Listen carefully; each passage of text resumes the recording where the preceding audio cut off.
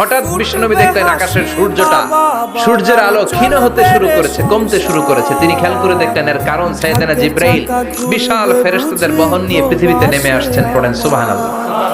এসে বললেন, ইয়া রাসূলুল্লাহ, আমি 1,40,000 ফেরেশতা নিয়ে নেমে এসেছি। আপনি কি জানেন না, ঠিক একটু আগে মদিনাতে আপনার এক প্রিয় সাহাবা, তার নাম হচ্ছে মুআবিয়া ইবনে মুআবিয়া আল মুজানি, একটু আগে শেষ নিঃশ্বাস ত্যাগ করেছে।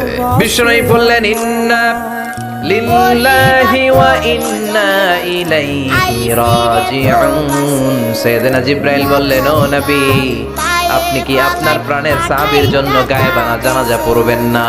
বিশ্বনবী বললেন, অবশ্যই পড়ব। সাহাবীদের মধ্যে ঘোষণা দিলেন, ও সাহাবারা, তোমাদের ভাই মুআবিয়া ইবনে মুআবিয়া আল মুজানি কিছুক্ষণ আগে মদিনাতে ইন্তেকাল করেছে।